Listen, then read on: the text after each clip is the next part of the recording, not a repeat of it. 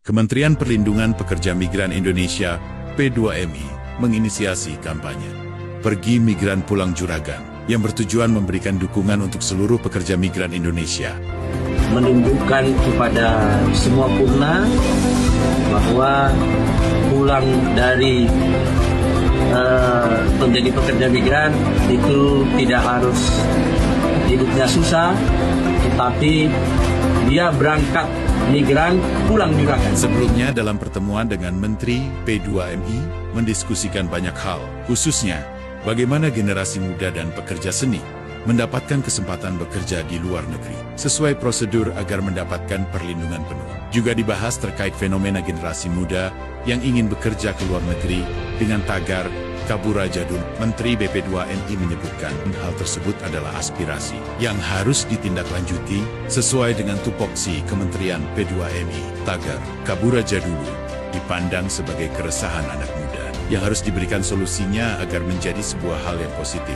Anak muda bisa bekerja ke luar negeri, tapi harus memiliki skill dan lewat jalur resmi agar mendapat pekerjaan yang layak, serta tidak menjadi korban tindak pidana perdagangan orang. Dalam jumpa pers, setelah pertemuan tersebut disampaikan penjelasan beberapa hal, termasuk tagar kampanye dari Kementerian P2MI, Pergi Migran Pulang Juragan, sebagai bentuk support kepada pekerja migran dan calon pekerja migran. Jadi sama sekali bukan mengganti tagar Kabura Jadul. Mari kita dukung para pahlawan devisa bangsa ini, para pekerja migran Indonesia, agar semakin memperkuat keterampilannya, diberikan kesehatan dan kelancaran, juga dapat selalu dilindungi oleh negara. Semangat untuk senantiasa tabayun dan positive thinking. Ya guys. Pemirsa Sinpo TV, bagaimana kabarnya Anda hari ini? Semoga selalu sehat dan juga semangat. Senang sekali hari ini saya bisa menemani Anda dalam program yang akan membahas isu-isu terhangat bersama dengan narasumber luar biasa yang akan kita bahas secara mendalam dalam program Bincang Spesial.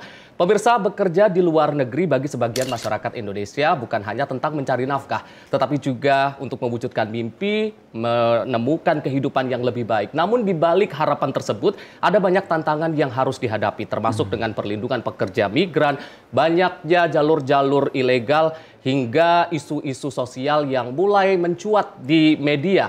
Lantas seperti apa ataupun berapa banyak pekerja migran yang saat ini sudah berhasil ditempatkan di luar negeri, negara mana saja yang menjadi tujuan utama, hingga bagaimana upaya yang dilakukan oleh pemerintah Indonesia untuk memastikan bahwa pekerja migran Indonesia ini bukan hanya mendapatkan pekerjaan di luar negeri, namun juga mendapatkan perlindungan dan juga hak-hak yang layak di luar negeri.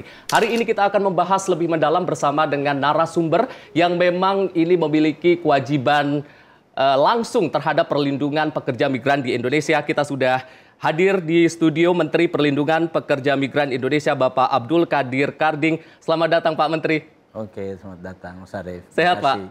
Sehat, Alhamdulillah. Alhamdulillah. Di sela-sela kesibukannya, terima kasih sudah hadir untuk berbincang dan juga menyapa pemirsa Sinpo TV. Hari ini kita akan membahas terkait dengan perlindungan pekerja migran di Indonesia. Mungkin saat ini memang tengah menjadi isu-isu dan juga hangat di media sosial terkait dengan hashtag-hashtag dan lain sebagainya. Tapi itu akan kita bahas nanti. Okay. Yang ingin saya pertanyakan pertama adalah terkait dengan penempatan pekerja migran di Indonesia. Dari mungkin sampai saat ini sudah berapa banyak pekerja migran di Indonesia yang berhasil ditempatkan di luar negeri, Pak? Jadi kalau menurut data yang kita punya, yang Cisco ya, Sistem Komputer P2MI, itu sampai hari ini ada 5,4 juta total dari tahun ke tahun, ya. 5,4 juta ini semuanya, terutama paling besar itu Taiwan, Hong Kong, Malaysia. Kalau untuk tahun 2024 ya, tapi kalau total jumlahnya paling banyak Malaysia. Jadi baru Arab Saudi, Singapura, Uni Emirat Arab, beberapa negara ya, dan negara-negara lain, Korea, Jepang, termasuk Jerman. Ya, jadi itu yang ditempatkan ya. Tahun ini kita berhasil menempatkan 297.000. 297.000, walaupun sebenarnya ada yang tersisa dari job order. Permintaan kerja itu ada 1,3 juta. Jadi hanya kepake 297.000. Artinya masih ada sekitar 1 juta lebih job order Nah ini sebenarnya potensi bagi teman-teman yang ada di Indonesia yang pengen mencoba bekerja di luar negeri. Kalau dari data tersebut artinya memang peluang bekerja di luar negeri tadi dari pekerja kita masih banyak peluangnya ya Pak, dari job order Banyak. bahkan 1 juta lebih itu tahun kemarin. Kalau tahun ini bisa lebih besar karena kan rata-rata negara-negara ini aging. Ya, Jepang aging, mereka minta 220-an ribu. Kemudian Arab Saudi, kalau ini jadi dibuka dia akan minta 300 sampai 400 ribu. Dan negara-negara lain. Eropa juga aging. Jadi akan besar sebenarnya potensi kita untuk bekerja di luar negeri. Nah, memang banyak tantangan. Tantangannya nanti bagaimana menyiapkan pelatihannya, bahasanya, dan sebagainya.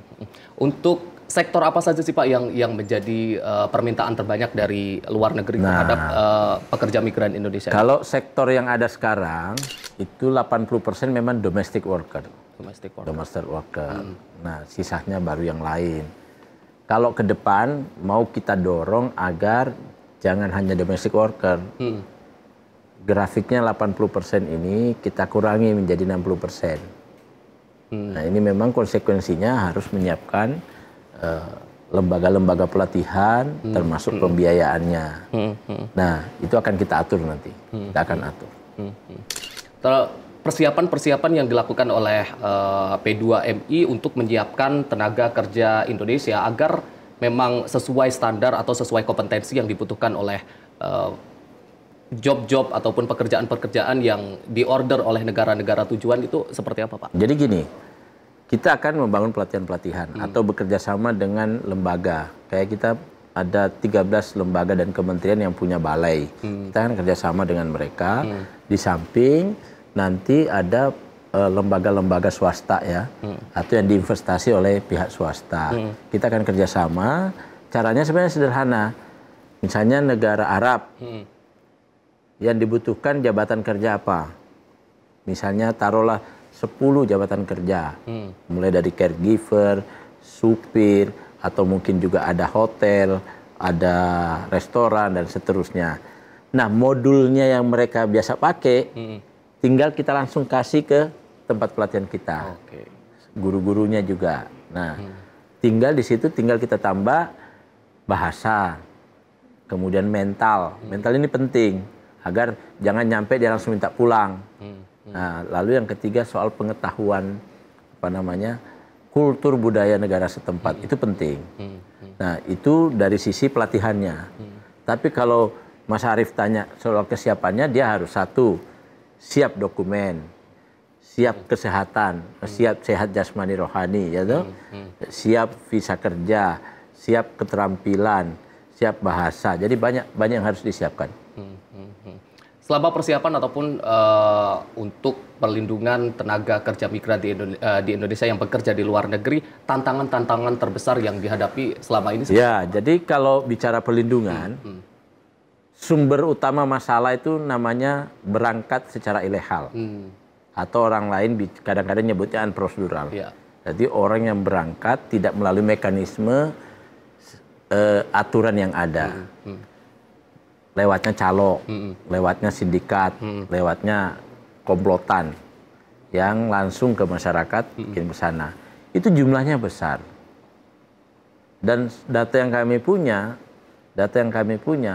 hampir seluruh 90% lebih yang mengalami masalah penyiksaan, kekerasan, kemudian ketidakadilan, human trafficking adalah mereka yang berangkat unprocedural. Kenapa? Karena begini, karena kalau dia berangkat unprocedural, artinya dia lewat calo, dia tidak melalui prosedur yang ada, negara ini tidak punya data tentang mereka. Mereka bekerja di mana, pekerjaannya apa, kontrak kerjanya apa, perlindungan jaminan dari majikan apa, dan seterusnya, kita nggak punya data itu. Karena kita nggak punya data, dan mereka di sana kadang-kadang ilegal, karena ilegal, maka daya tawar mereka dengan majikan juga rendah, sehingga mudah dieksploitasi, bahkan terjadi human trafficking. Data kami 90% yang mengalami masalah itu karena faktor karena dia berangkat secara unprocedural atau ilegal. Yang kedua, problemnya biasanya adalah ya dia tidak punya skill. Yang ketiga, dia tidak punya kemampuan bahasa. Nah, ke depan yang harus kita perbaiki adalah satu, kita harus memastikan bahwa semua orang yang berangkat bekerja di luar negeri harus prosedural, harus memiliki skill, harus paham bahasa, harus ngerti kultur di sana, dan kita harus perbaiki kerjasama bilateral kita dengan mereka. Jadi kalau kerjasama bilateral itu harus dikunci, perlindungannya apa saja, gajinya berapa, sistem distribusinya gimana. Kan ada orang diterima perusahaan, lalu ada yang dipekerjakan secara outsourcing, per jam, per ini. Nah, ini harus kita atur semua, sedetil-detilnya. Harus jelas di awal. Perlindungannya apa, asuransinya selain ketenagakerjaan, kesehatan, misalnya dia sampai di sana, tapi belum bekerja, siapa yang bayar gajinya? Nah, itu harus dibicarakan semua. Gitu. Pak, kembali lagi ke data di awal tadi Pak yang disebutkan Bapak tadi, di awal ada jutaan pekerja migran di Indonesia, itu artinya jutaan tersebut yang terdaftar secara legal. Yang terdaftar 5,4, yang tidak terdaftar 4,3 itu data 2017. Data 2017. Artinya sudah 7 tahun yang lalu. Kemungkinan yang unprocedural bisa lebih 5 juta juga. Jadi totalnya mungkin ada 10 juta pekerja Indonesia di luar negeri. Yang ilegal, yang antara ilegal sama yang legal. Iya, kalau digabung. Kalau enggak kan 5,4. Yang satu 4,3. 4,3 itu tahun 2017. Artinya sudah 8 tahun. Ya kan? Kemungkinan lebih dari 5 juta juga. Pak, pekerja migran yang berangkat ke luar negeri dengan cara ilegal ini kan sudah menjadi masalah laten yang bertahun-tahun. Ya. Dan tahun ini Kementerian P2M ini menjadi kementerian baru yang sebelumnya memang berada di bawah Kementerian Ketenagakerjaan. Apakah memang ada program-program khusus untuk memberantas itu tadi? Wajib ada. Yang datang atau yang keluar secara ilegal tersebut, Pak. Mengingat mungkin perekrutan secara ilegal ini justru lebih masif ke desa-desa atau seperti apa, Pak? Betul. Program yang pertama, kita harus buat regulasi bahwa orang yang berangkat, karena yang namanya pekerja migran itu adalah orang yang bekerja di luar wilayah Indonesia dan mendapatkan upah. Apapun namanya, mau magang, mau apa, dia harus terdaftar. Itu regulasinya harus dipaksa begitu. Ya. Yang kedua, kita harus masif dalam hal kampanye soal pekerja migran Indonesia. Karena data yang kami peroleh hanya yang memahami soal cara berangkat prosedural itu hanya 42%. Nah, kita butuh SINPO, kita butuh yang lain untuk ikut terus membangun awareness terhadap pekerja migran. Yang ketiga, kita harus memperbaiki ekosistem pelatihan kita, LPK kita, BLK kita, memperbaiki ekosistem pengiriman P3MI kita atau perusahaan pengiriman. Kalau tidak, kadang-kadang mereka, mohon maaf ya, ada oknum yang main calok di situ dan sebagainya, baik di LPK maupun di sini. Yang keempat, harus ada penegakan hukum. Jadi kita sedang profiling mana perusahaan yang sehat, mana yang nggak sehat. Yang nggak sehat kita akan hajar, ya kan? Yang sehat kita bina, yang sangat sehat kita support. Nah, itu di perusahaannya. Begitu pula di pelatihannya. Nah, sekarang kami sudah membangun kerjasama dengan Kementerian Dalam Negeri, Kementerian Tenaga Kementerian Desa. Kementerian Desa kita bangun gimana caranya pengetahuan soal pekerja migran ini sampai ke desa dan kepala desa bertanggung jawab, ada perdesnya, bahkan ada pergubnya, ada perbubnya, kalau perlu perdanya. Sehingga ada kewajiban-kewajiban khusus yang kita kerjakan bersama antara pemerintah pusat, pemerintah daerah, pemerintah desa untuk berkonsolidasi. Kami juga sedang membangun kerjasama dengan lembaga-lembaga atau kementerian lembaga yang ada. Misalnya dengan BUMN. Kami bekerja sama misalnya bagaimana di KAI, bagaimana di pesawat, di tempat-tempat publik, itu ada layanan-layanan iklan soal PMI. Begitu pula dengan Kementerian Sosial, Kementerian Desa, mereka kita minta tolong untuk ikut menyuarakan itu. Karena basisnya di desa. Makanya di desa ini, terutama di kantong-kantong PMI harus paham betul PM itu kayak apa, berangkatnya kayak apa, kalau tidak berangkat secara benar akibatnya apa, ini harus paham betul. Ini harus kita sampaikan. Dan termasuk kita harus juga menyampaikan bahwa sebenarnya PM itu yang kena masalah ada sekian persen, tapi yang berhasil juga jauh lebih banyak. Nah, ini juga harus mindset orang supaya tidak takut bekerja di luar negeri juga harus terus disampaikan kemana-mana, dikampanyekan lah, kira-kira gitu. Artinya untuk memberantas pekerja migran yang berangkat secara ilegal ini membutuhkan sinergitas dari berbagai pihak, dari berbagai kementerian. Betul, termasuk persis. dari Kementerian Desa, bahkan aparat desa dan juga aparat daerah. Iya, untuk termasuk kepolisian, kejaksaan. karena kan harus dihukum tuh yang bermasalah. Makanya gini, kita kan melakukan pencegahan nih yang berangkat-berangkat. Target saya bukan orang yang kita cegah. Dicegah itu kita kembalikan atau kita salurkan. Tapi target saya siapa yang bermain di belakangnya itu harus dihukum sangat sangat tinggi. Jadi apalagi kalau dia mafianya, menurut saya harus dibongkar. Nah problemnya kan saya nggak bisa sendiri dong. Harus ada teman-teman polisi, harus ada teman-teman BIN, ada teman-teman kejaksaan, ada teman-teman tentara, karena lewat laut misalnya kan, dan lanal dan seterusnya. Jadi harus ke situ.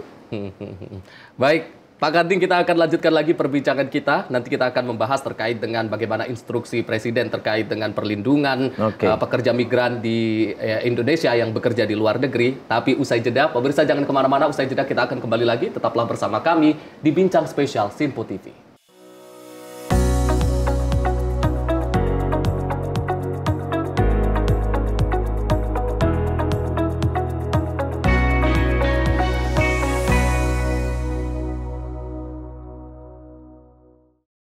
Halo, selamat pagi pemirsa Sinpo TV. Selamat pagi Andi. Selamat pagi, Fen. Beragam informasi terbaru hadir menemani Anda sebelum memulai hari. Itu memang dari Menteri Perhubungan juga mendukung, Betul. dari Menteri Keuangan juga mendukung, dan kita sebagai masyarakat pun juga Harus mendukung. Mengangkat isu yang tengah menjadi pembicaraan paling hangat. Semarakan pagi Anda bersama Menyapa Pagi.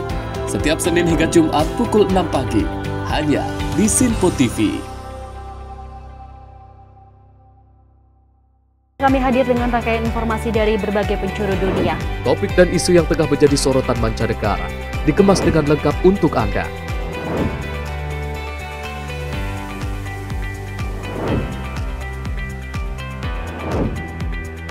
Peristiwa penting yang terjadi dari berbagai belahan dunia kini hadir dalam Sinpo Dunia. Setiap Senin hingga Jumat pukul 7:30 malam hanya di Sinpo TV. Pemirsa Sinpo TV kembali hadir menemani Anda dengan berbagai informasi yang telah kami rangkum dalam sepekan. Sajian lengkap informasi sepekan kami hadirkan untuk Anda. Badan Legislasi DPR menemui masa unjuk rasa di depan gedung DPR RI Senayan, Jakarta. Menemani akhir pekan Anda bersama keluarga dengan rangkuman berita menyeluruh dalam Sinpo Sepekan setiap minggu pukul 6 pagi hanya di Sinpo TV.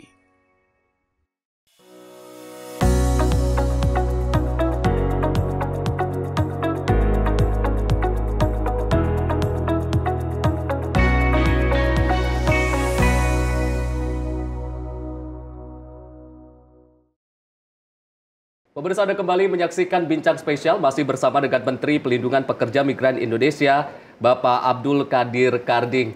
Pak Karding, kita akan melanjutkan perbincangan kita. Tadi sempat kita bahas di awal dan juga kita sebut di awal bahwasannya ini Kementerian P2M ini kementerian baru di Kabinet Merah Putih, di mana sebelumnya ini merupakan Badan Pelindungan Pekerja Migran Indonesia di bawah Kementerian Ketenagakerjaan, dan pada di bawah Kabinet Merah Putih ini dibentuk kementerian baru. Apakah ada instruksi khusus dari Presiden Prabowo Subianto terhadap Kementerian P2MI untuk memperkuat perlindungan terhadap pekerja migran Indonesia, termasuk pekerja migran yang mungkin terkena kasus di luar negeri, Pak? Ya, jadi gini, ada dua paling tidak hal kenapa sebenarnya ini jadi kementerian. Satu, secara pribadi Pak Prabowo itu memang punya komitmen yang kuat terhadap pekerja migran Indonesia. Kalau kita lihat track record beliau itu, dulu ada pernah kasus kan, udah dihukum mati, dibebaskan oleh beliau, dan sekarang hidup di NTT, Bu Frida itu kan. Itu yang kedua, Pak Prabowo sebenarnya pengen agar pekerja migran ini itu diurus secara serius. Kalau dulu kan hanya suburusan di Kemenaker. Pak Prabowo pengen ada kementerian yang urus ini dari hulu ke hilir. Karena apa? Karena potensinya besar. Dan masalah yang timbul kalau tidak diurus juga besar. Makanya beliau memberi mandat kepada saya 2 hal.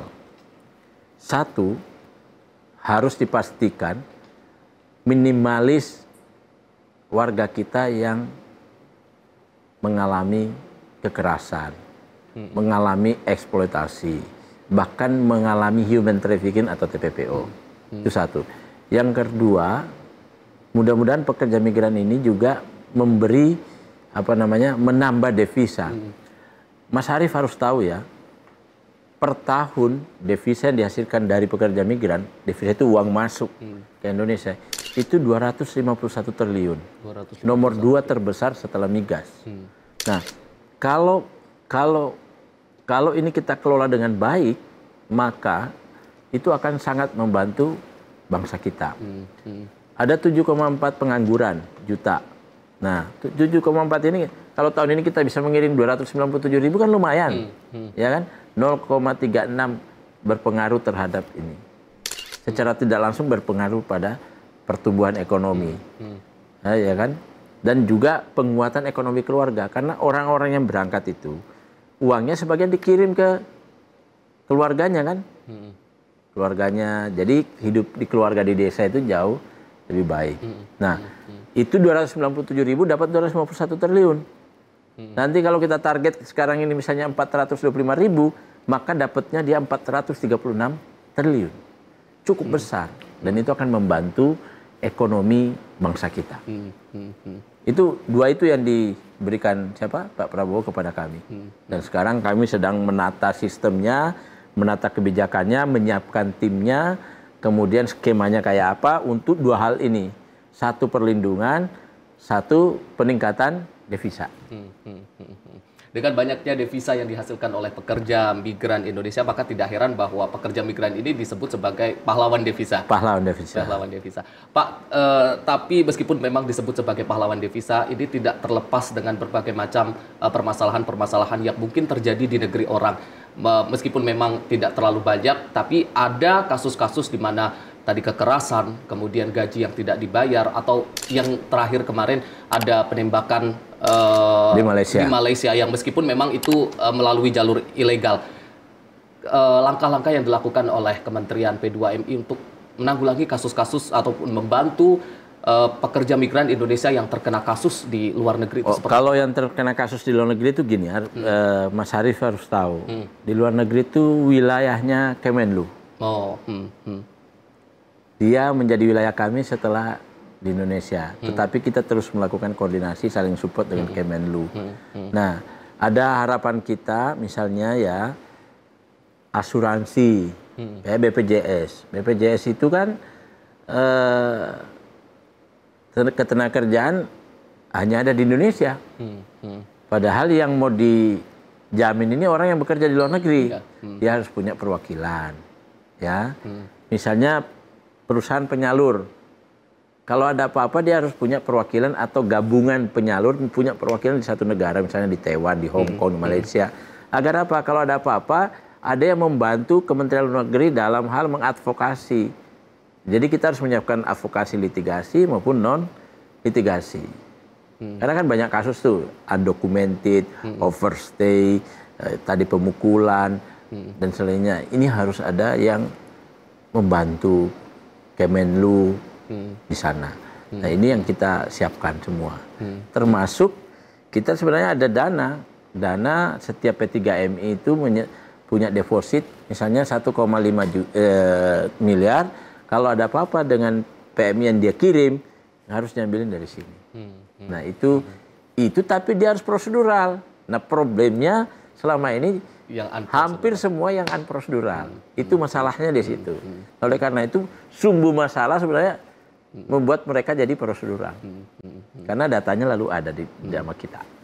Ini juga harus menjadi kesadaran dari masyarakat Indonesia juga. Kalau ingin bekerja ke luar negeri harus melalui jalur-jalur yang legal ataupun prosedural. Legal. Nanti ke depan bisa jadi kan begini. Jangan-jangan mereka tidak mau ikut yang prosedural karena pelayanannya panjang, berbelit-belit, pungutannya banyak, ribet. Nah, ini yang mau kita perbaiki. Tapi ada rencana bukan rencana, harus diperbaiki. Kalau rencana nggak bisa, segera ini harus jalan. Jadi kalau kepanjangan, misalnya kan saya kemarin cek ya di BP3MI saya. BP3MI itu perwakilan kita yang ada di wilayah tertentu. Saya cek, ini dari orang daftar ya, sampai ke sini berapa bulan? 2 sampai 3 bulan. Lama dong. Nah, apa masalahnya? Ini harus kita coba urai satu-satu. Apakah pengurusan visanya lama, atau pemeriksaan kesehatannya, atau sertifikasinya lama, atau siap kerjanya lama, dan seterusnya, atau sistemnya yang belum bagus, karena mungkin sistemnya dia harus daftar di sini, padahal dia jauh di mana kabupaten sana. Nah, itu akan kita perbaiki nanti. Artinya dari segi perdokumenan dan lain sebagainya, syarat-syarat ya dan prosesnya agar masyarakat ini juga lebih memilih untuk harus memilih lewat jalur legal dan meninggalkan jalur non ilegal tersebut. Pak, tadi ini ada pertemuan Kementerian P2MI dengan Wakil Duta Besar Korea Selatan. Ini Mr. Park So-deok pada 18 Desember 2024. Kalau boleh tahu pada saat pertemuan itu membahas tentang apa, Pak? Itu pertemuan wamen saya, Bu Christina, dengan mereka. Saya memang sedikit ada masalah sebenarnya ini dalam tanda petik ya. Karena ada kegelisahan di saya, ada yang disebut G2G negara ke negara itu, ada yang disebut roster. Roster itu adalah anak-anak kita yang sudah dinyatakan lulus bahasanya oleh HRDK Korea, lalu nampung, tapi belum tentu tersalurkan, belum tentu terserap. Jumlah per Januari kemarin sudah cukup banyak, 30.000. Nah, kalau 30.000 ini besar, tidak diserap, itu problem. Ini karena perjanjiannya dulu tidak memberi kewenangan kepada kita bergaining yang cukup terhadap HRDK itu. Makanya saya lagi cari solusi nih, gimana caranya ini terserap. Apakah bisa terserap oleh perusahaan yang dijanjikan oleh Korea itu, atau saya carikan jalan lain. Misalnya dengan provinsi-provinsi yang ada dengan pekerjaan-pekerjaan tertentu di sana. Ini sedang kami putar otak nih. Gimana ini teratasi? Karena kalau ini tidak teratasi, suatu ketika akan menjadi masalah sosial, politik. Itu tadi juga menyangkut hubungan bilateral antara Indonesia dan juga Korea Selatan ya, Pak ya? Pastinya. Tapi menurut saya ke depan ini juga hikmah ya, pelajaran bagi kami bahwa kalau membuat perjanjian bilateral itu harus apple to apple, saling menguntungkan, simbiosis mutualisme, itu menurut saya begitu. Kalau enggak, pusing kita akhirnya itu. Tapi di tahun 2025 ini atau selama 5 tahun ke depan ada tidak, Pak, negara-negara baru yang ditargetkan untuk menjadi tujuan? Banyak. Boleh disebutkan, Pak? Satu, Arab. Oh, Arab. Arab dulu kan kita tutup. Arab dulu kita tutup 2012. Sekarang kita mau buka. Yang kedua yang mau kita buka hampir seluruh negara Eropa. Termasuk Spanyol, Italia mau kita buka untuk perikanan dan ABK dan kapal niaga. Ini kita buka semua ini. Negaranya Slovakia, Hungaria, ini yang mau kita buka nih. Austria, ini kita mau buka. Kita sedang merintis apa istilahnya? Melakukan lobby dan lain sebagainya. Jadi Belanda ini kita mau genjot ini. Termasuk kemarin kan ada kunjungan dari Presiden Turki ke Indonesia. Apakah Turki juga menjadi atau memang selama ini sudah ada saya kerjasama kebetulan dengan tidak diundang di Turki, tetapi wamen saya ikut ke sana. Wamen saya saya minta komunikasi dengan Menteri Tenaga Kerjanya mereka. Pada prinsipnya mereka juga oke. Mereka juga oke, tapi yang skill ya. Mereka nggak mau yang domestik. Ya restoran, termasuk juga hospitality, gitulah kira-kira lah. Dan ini kan kalau tidak salah ada program juga dari PMI terkait dengan melalui pesantren dan juga LPTNU.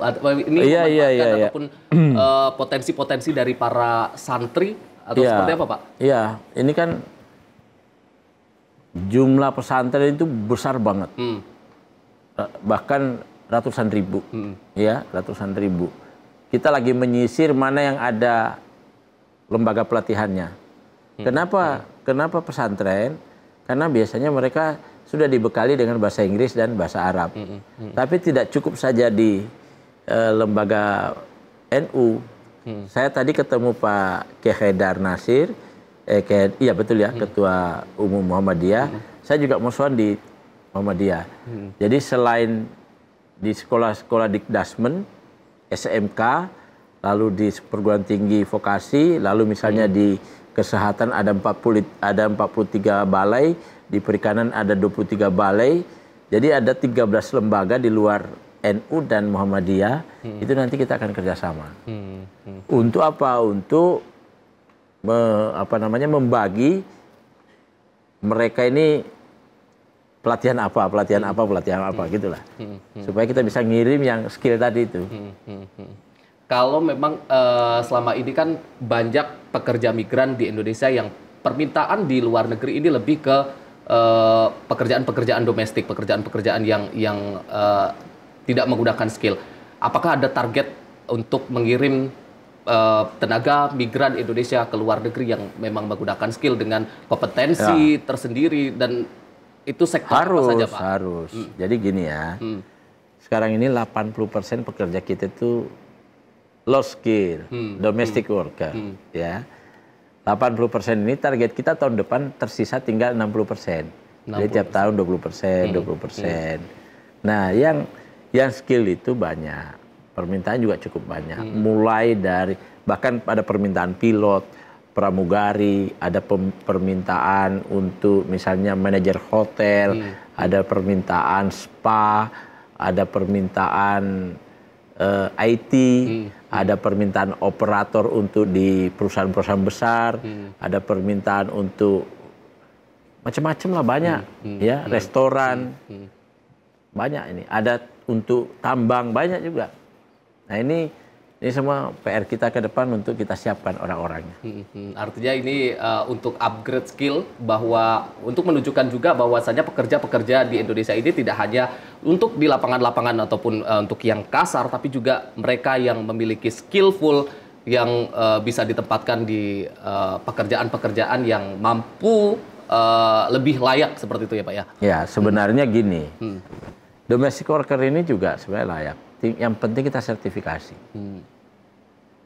Jadi dia kalau tersertifikasi, gajinya itu misalnya kayak di Arab, kita sepakati sementara ya, draft kesepakatan itu kita minta minimal di 1.500. 900 itu berarti sekitar 7-8 juta, ya kan? Nah kalau di Jepang, di Korea misalnya, Anda lulusan SMA, lulusan SMP, kalau bekerja sebagai perikanan misalnya, gajinya otomatis minimal 15-25 juta. Walaupun juga memang biaya hidup di sana lumayan tinggi. Tapi biaya hidupnya 5 juta cukup kok. Di Jepang aja 5-7 juta kayaknya cukup. Kita ada hitungannya itu kok. Baik, Pak, kita akan lanjutkan lagi perbincangan kita usai jeda pariwara. Pemirsa jangan kemana-mana, usai jeda kita akan kembali lagi. Tetaplah bersama kami di Bincang Spesial Sinpo TV.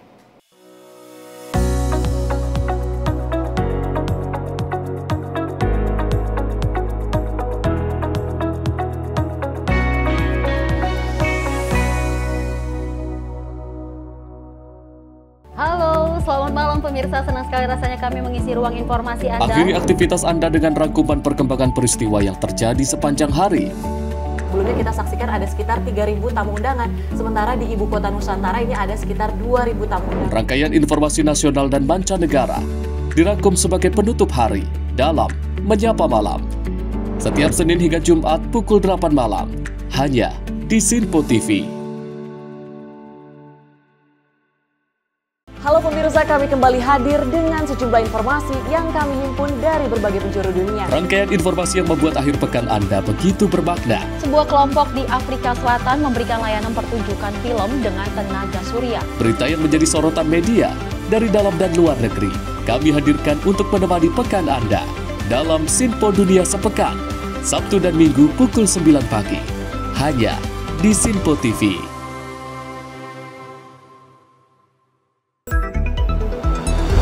Jadilah yang pertama mengetahui perkembangan terkini seputar informasi dari lembaga parlemen. Punya data nasional, tidak ada satupun backup berarti kan? Tiba-tiba ada putusan yang nggak masuk akal dan seperti ini gitu. Kita biarkan rekomendasi kepada KPK, periksa! Kami hadirkan informasi paling akurat untuk mengawal setiap informasi dalam rapat komisi dan paripurna. Tentunya bersama saya Andi Rezaldi Yang telah kami rangkum dalam program Sinpo Parlemen. Saya Arif Rufani. Saksikan Sinpo Parlemen setiap Sabtu pukul 6 pagi hanya di Sinpo TV.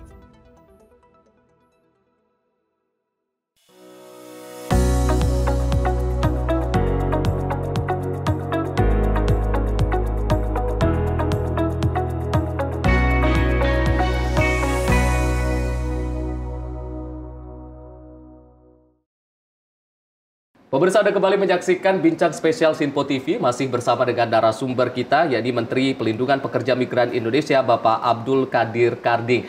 Pak Karding, kita akan lanjutkan lagi perbincangan kita. Ini yang tengah ramai diperbincangkan juga terkait dengan isu-isu, bukan isu sebenarnya, tapi juga ini menjadi concern dari Presiden Prabowo Subianto terkait dengan efisiensi anggaran. Apakah dengan adanya efisiensi anggaran ini juga berpengaruh terhadap Kementerian P2MI atau mungkin ada program-program yang terpengaruh juga dengan efisiensi ini, Pak? Kalau saya ya, secara pribadi itu memang menurut saya kita harus ada efisiensi anggaran. Karena prakteknya memang, praktek kerja birokrasi selama ini memang banyak hal yang berlebihan ya.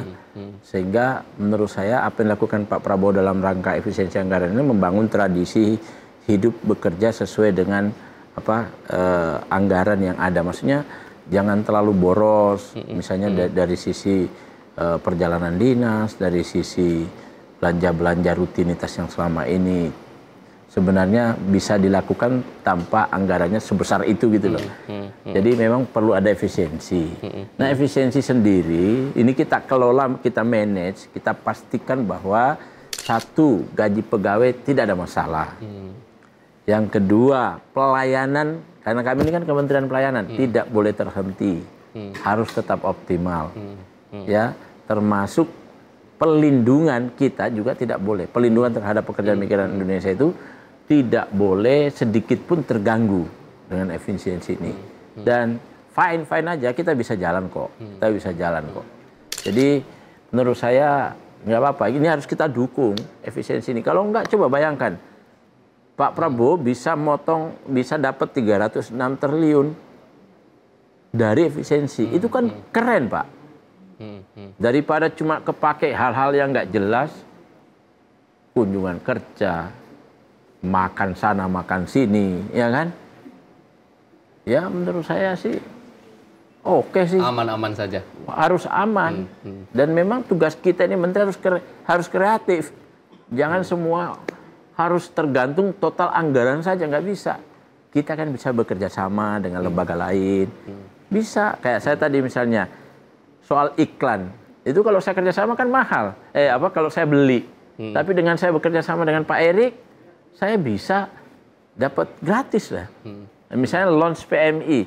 Saya dengan bekerja sama dengan Pak Erik, saya dapat launch di semua bandara-bandara internasional. Dan itu minimal 1 tahun 1 miliar misalnya. Kan lumayan, Pak. Jadi kita harus bangun kerjasama. Jadi kolaborasi itu bisa menjadi solusi untuk belajar hidup efisien tapi produktif gitu loh. Dengan kata lain, dengan adanya efisiensi ini ini sekaligus tidak mengganggu pelayanan, dan juga tidak mengganggu pelindungan, tidak mengganggu pelindungan. Bahkan kita masih bisa pemberdayaan. Ini sekaligus menjawab bagaimana kekhawatiran dari masyarakat yang selama ini mungkin dengan adanya efisiensi ini mereka takut bahwa keluarganya akan yang bekerja di luar negeri terkait pelayanannya atau pelindungannya justru tidak aman. Aman Pariaman. Baik Pak, ini yang sedang ramai juga di media sosial adalah terkait dengan tagar kabur saja dulu. Ini mumpung ada orang yang tepat, saya pengen mendengar bagaimana pandangan dari Bapak Menteri terkait dengan ramainya tagar kabur aja dulu Pak. Ya, kabur ini sebenarnya ekspresi kegelisahan aja, aspirasi aja. Cuma memang menurut saya ya, kalau saya boleh ngomong, jangan pakai tagar kabur. Kerja aja dulu di luar negeri. Kenapa? Kalau kerja, yang pertama Anda bisa di sana itu tidak menjadi orang produktif. Yang kedua bisa menghasilkan uang, yang uangnya bisa untuk pribadi dan dikirim keluarga ke Indonesia. Ya kan? Yang ketiga itu bisa membantu negara, Pak. Dengan mengirim uang ke negara ini, itu akan membantu negara kita. Jadi makanya tagarnya seharusnya bekerja aja di luar negeri. Apa bedanya kabur sama ini? Kalau kabur itu kesannya itu lari. Jadi kita kok jadi, maaf dalam tanda petik, kayak seakan-akan pengecut gitu ya. Jadi tapi kalau kita kerja, merantau untuk bekerja, wah itu keren Pak, keren. Nah jadi tapi kami siapkan, teman-teman yang mau kabur, yang mau merantau, istilah saya mau bekerja di luar negeri, jadi saya nggak pakai diksi kabur ya. Kami bantu. Anda mau pelatihan, kita bantu. Anda mau tahu cara berangkat ke luar negeri, kita kasih informasi. Bahkan Anda mau pekerjaan apa, ini loh yang bisa dikerjakan negaranya ini apa namanya. Jadi harus produktif. Karena kan apapun bangsa ini, apalagi ada anak generasi muda, butuh mereka juga. Mereka lah yang harus bangun bangsa ini. Coba semua kalau semua orang berpikiran kabur aja, siapa yang bangun bangsa kita? Tentu kita pemerintah ini tidak akan diam. Kita tahu bahwa ini mungkin kegelisahan, ini aspirasi. Makanya saya tawarkan di kementerian saya khususnya, kita siapkan. Kalau Anda mau bekerja, pokoknya kita siapkan lah, kita bantulah. Difasilitasi. Nah, keren kan? Pak, tagar kabur aja dulu ini kan mulai muncul di awal 2025. Apakah ini juga berpengaruh terhadap data dari pekerja migran ataupun masyarakat Indonesia yang ingin bekerja ke luar negeri? Atau justru ini hanya ramai di media sosial? Belum sih. Data yang kami peroleh belum signifikan dari isu itu. Mungkin mudah-mudahan ini hanya rame di tagar aja, ya toh. Tapi udahlah, mau rame pun nggak apa-apa, asal Anda harus siap fisik, siap mental, siap dokumen, siap skill, siap kemampuan bahasa, dan siap attitude, siap pengetahuan soal negara orang. Nah, udah kita itu kalau Anda mau merantau harus melakukan itu, atau Anda bekerja di luar negeri harus itu. Jadi menurut saya merantau aja atau bekerja aja itu jauh lebih bagus. Kalau kabur itu dalam tanda petik itu konotasinya itu artinya mau keluar tidak pulang-pulang. Nah kita harus pulang dong, bangun negara kita dong. Kita harus bantu negara kita dong. Nah gitu. Kalau terkait dengan ini masih dengan tagar kabur aja dulu ini Pak. Ini mungkin menginfluence anak-anak muda ataupun masyarakat Indonesia yang ingin kemudian pergi ke luar negeri, kemudian bekerja di luar negeri. Tapi apa seharusnya yang memang dipersiapkan oleh mereka sebelum memutuskan untuk bekerja ke luar negeri agar tidak berujung dengan tadi eksploitasi, perdagangan orang, dan permasalahan-permasalahan yang terjadi di luar negeri. Karena bekerja di luar negeri memang tidak seindah seperti apa yang dibayangkan. Perlu persiapan. Apa Pak yang perlu? Yang pertama, Anda harus berangkat prosedural. Yang kedua, Anda harus sehat jasmani dan rohani. Yang ketiga, harus punya skill. Yang keempat, harus punya kemampuan bahasa. Yang kelima, mentalnya harus siap dan pengetahuannya soal negara tujuan harus bagus.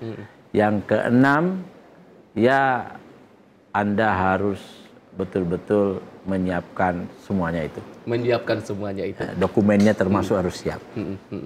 Tapi kalau masyarakat ingin melihat persyaratan-persyaratan dan juga ada tidak website-website dari Kementerian P2MI yang mungkin bisa diakses dengan mudah oleh masyarakat yang ingin mempersiapkan apabila ingin bekerja ke luar negeri, Pak? Ada website, ada online, ada kantor kami di 23 wilayah di Indonesia. Ada kantor Disnaker, semua terbuka. Mereka melayani itu. Silahkan aja. Dan ini sekarang ini kita sedang masif berkampanye untuk orang supaya mengenal soal PMI ini. Yang intinya mereka adalah bekerja secara legal dan siap agar memang kompetensi-kompetensi yang dimilikinya ini bisa terserap di luar negeri. Pak, sekarang yang juga menjadi mungkin ramai juga adalah terkait dengan banyaknya ini mungkin modus perdagangan orang di Kamboja yang kemudian dipekerjakan menjadi admin judi online dengan lain sebagainya. Jadi itu memang banyak kejadian di Kamboja maupun di perbatasan Thailand Myanmar. Ya.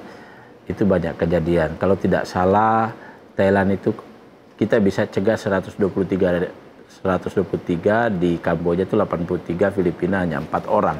Tapi jumlah masyarakat kita yang bekerja di Kamboja saja itu diperkirakan 80.000 lebih. Nah, sebenarnya 80.000 lebih ini dengan segala hormat saya minta maaf. Satu, mereka berangkat pakai visa turis. Bukan visa kerja. Yang kedua, kami Kementerian P2M ini tidak punya kerjasama penempatan dengan Myanmar, termasuk juga Kamboja. Nah, memang secara substansi mereka itu pekerja migran karena mereka bekerja di sana sebagai misalnya operator judi dan scamming, ya. Nah, karena dia seperti itu, maka biasanya kami ini ketimpahan masalah. Kalau ada masalah, baru kemudian kami dilaporin, minta tolong supaya dipulangin. Kayak kemarin yang kasusnya Robin, kasusnya beberapa orang yang baru pulang kemarin ini, itu kita kan nggak tahu beliaunya keluarnya kapan, bagaimana. Nah, tapi setelah di sana banyak masalah, kena masalah, mau tidak mau kami karena warga negara kita harus tangani dong. Nah, semampu kita tapi, nah kita harus selalu bekerja sama dengan Kemenlu. Jadi ke depan menurut saya ini harus ditata oleh pemerintah tentang orang-orang yang mau ke Kamboja, tapi nggak langsung Kamboja juga sih. Mereka lewatnya biasanya Thailand atau Malaysia. Jadi muter dulu seakan-akan mau jadi turis di sana, lalu nanti baru ke sini. Nah itu kan ada beberapa yang kena perdagangan orang. Saya pernah menjemput 4 orang itu. Dia ketika sudah mendaftar lewat Facebook ya, WA, Facebook dulu informasinya, WA, dikirim ke perbatasan Thailand, baru turun langsung dikarungin, diikat, bekerja berbulan-bulan di sana, dihajar, disetrum dan sebagainya. Ini makanya hati-hati teman-teman warga negara Indonesia, sahabat-sahabat saya, jangan sembarangan menerima informasi baik dari calo maupun dari online tentang iming-iming bekerja di luar negeri. Sekali lagi hati-hati, banyak yang kena masalah kalau Anda melalui itu. Anda kalau itu tanya kepada kementerian kami atau cabang kami atau di hotline kami. Baik, Pak Karding, mungkin terakhir Pak, ada pesan yang ingin disampaikan kepada masyarakat ataupun warga Indonesia yang mungkin ingin bekerja ke luar negeri. Ini pesan dari Menteri P2MI, Pak. Ya, pesan saya ya, satu bagi teman-teman atau sahabat-sahabat saya yang pengen bekerja di luar negeri, yang pertama pastikan Anda mengetahui cara berangkat yang prosedural. Yang kedua, siapkan betul pertama mental Anda, fisik Anda, jiwa Anda, skill Anda, kemudian juga dokumen-dokumen yang dibutuhkan. Apa dokumen yang dibutuhkan itu? Visa kerja, kemudian juga apa? Selain visa kerja itu sertifikasi dan kontrak kerja. Jadi harus ada semua itu. Kalau nggak ada itu, mending jangan berangkat. Jangan berangkat. Tapi kalau ini lengkap semua, berangkatlah dengan baik, insya Allah aman pariaman. Aman pariaman. Terima kasih Pak Kardik sudah hadir dan juga menyapa pemirsa Sinpo TV membahas tema kita pada hari ini. Sekali lagi terima kasih di sela-sela kesibukannya sudah menyempatkan waktu untuk hadir di Sinpo TV. Sehat selalu Bapak. Sehat selalu. Terima kasih juga untuk pemirsa Sinpo TV yang sudah menyaksikan kami dari awal hingga akhir. Seperti yang sudah kita bahas tadi bahwasannya bekerja di luar negeri itu merupakan salah satu hal yang baik, hal yang bahkan membantu negara, bahkan disebut sebagai pahlawan devisa. Namun perlu menjadi catatan bahwasannya bekerja melalui jalur yang legal, jalur yang resmi.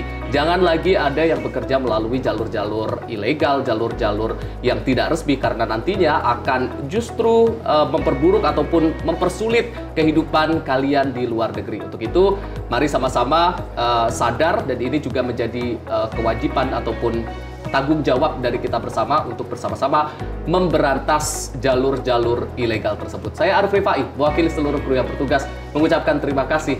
Sampai jumpa.